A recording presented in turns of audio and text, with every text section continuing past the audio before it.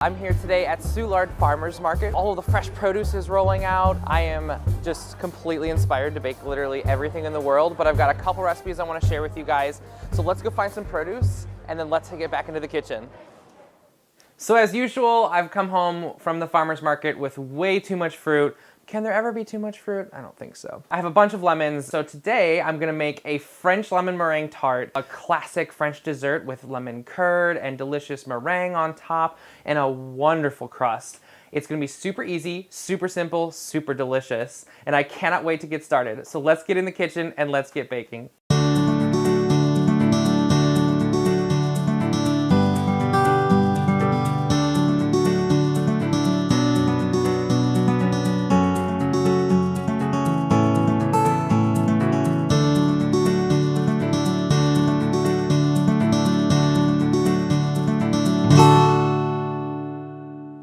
So we're gonna do this in 3 parts. The first one going to be the crust.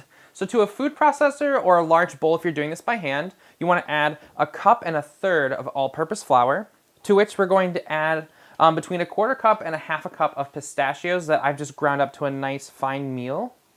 I'm gonna add those in. They add really, really nice color and flavor. To that, I'm going to add 1/2 cup of sugar, a good pinch of salt, 12 tablespoons of butter that I've just cubed up. It's frozen because we want to keep this as cold as possible. We're just going to pulse this until it starts to come together like breadcrumbs.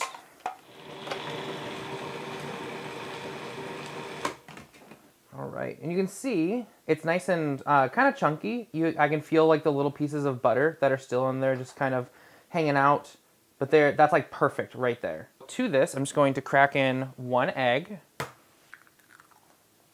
Pulse this until everything starts to get moist in there and gets all starts to pull together. There we go. You can start to see it come together. So now you should be able to pinch this together so that it actually holds. You can see, pinch this together. Got a nice little dough there. So now I'm going to pour this into my tart tin. And I love using the pistachios because it gives it a nice faintly yellowed color almost, and it smells wonderful. Lemon and pistachio are some of the best kind of flavors that go together. It just seemed like a natural pairing. So you're just gonna press this all into the bottom, working your way around. You wanna make sure you have a thin crust too. You don't want a really thick crust of pastry because you want this to cook fairly quickly. And once this is all pressed in, you wanna make sure you do have a little bit of an overhang. So I just press my thumbs really deeply into the corner. So now we're gonna trim this up. Just get a sharp knife and go around the edges. I'm gonna grab some baking beans. These are things that help to weigh this down while it's baking so it doesn't puff up. You wanna put a piece of parchment paper down first. These are ceramic baking beans. You can find, most baking places will actually have them, but if you have like lentils at home or navy beans or anything like that, just something to weigh it down so when you're baking it, it doesn't pop up. And then you're gonna wanna bake this in a 375-degree oven just for about 15 minutes until it sets, and then we're gonna pull the baking beans off and blind bake it again. Now while our pastry shell is baking in the oven, we wanna go ahead and prepare our filling. So we're making a classic lemon curd. To do so, you're gonna grab 8 eggs, 4 egg yolks, and then 4 whole eggs. Save the whites for later. We're gonna do some things with that too. But to those eggs, we're going to add the juice of 4 lemons and the zest as well. And you wanna strain this. So what I usually do is take my zester and just turn it over and pour it through that. So that helps strain this. Since most of this is good. And this is all the zest at the bottom. So you just pour that in. And then if there's any zest, mainly you're just looking to catch the seeds. If 4 lemons doesn't give you a total of about 1 cup of liquid, just add enough water and you'll be fine. Break up those yolks. Now we're going to add about 1/2 cup of sugar. You can go up to a whole cup, depending on how sweet you really want your curd. And just get that mixed real quick. And I'm gonna add a good pinch of salt, just to balance out all that sugar. We're gonna put this over a pot of steaming water.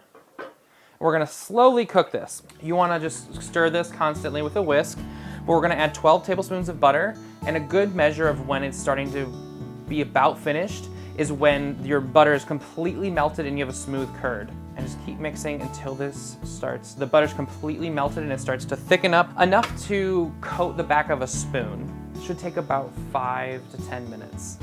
All right, so our curd is nicely thickened up. It's a little bit looser than a pudding would be, which is exactly the consistency we want, because as it cools, it's going to firm up anyway, and we still need to bake this in our tart. So what I'm going to do is I have my cooled tart here. I'm going to pull this off. Be careful, because this can be the bowl can be warm being over that boiling water. And to make sure that our curd is super smooth, I'm going to go ahead and strain this as well. Pour some in. Should. In case you overcooked your curd or anything like that, it'll help to actually just get the most smooth curd possible. I love how like bright yellow it smells in here. It smells so good. Yellow has a scent, right? All right, that is perfect. The rest of this, you can actually jar up and use on toast, and it's amazing, which is why I love making this tart.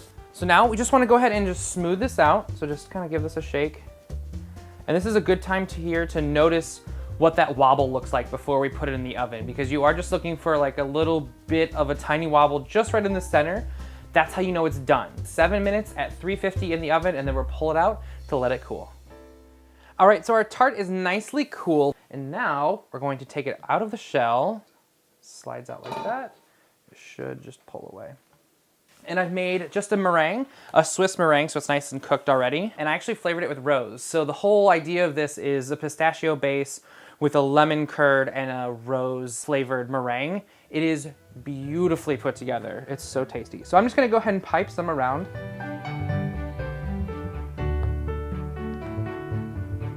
And you can do whatever design you want. I love roses for this, especially since it's flavored with rose. I think it adds a nice visual cue as to what you're eating. And I choose to leave my meringue untoasted. I prefer it marshmallowy, but you can toast this if you want to in a broiler, or if you have a blowtorch at home. That's always fun too. If you're going to toast this, you do want to go ahead and make sure they're all tight and none of your curd is showing. Guys, this looks unbelievably amazing. Now for my favorite part, the actual tasting. Look at that. That is beautiful. That crust is just perfect. The like proportions are all amazing. Can I bite? The meringue is so pillowy next to this really, really sharp curd. Oh my God. And the crust with the pistachio is like butter goodness. You know curd's good when you get that little like tart feeling in the back of your jaw, and you just start to feel it zing. That is unbelievably phenomenal. So guys, please make this at home. Send me your pictures, send me your love. I am sending you all of mine. We'll see you here next time on Jake Bakes. Little birds are singing. What is this?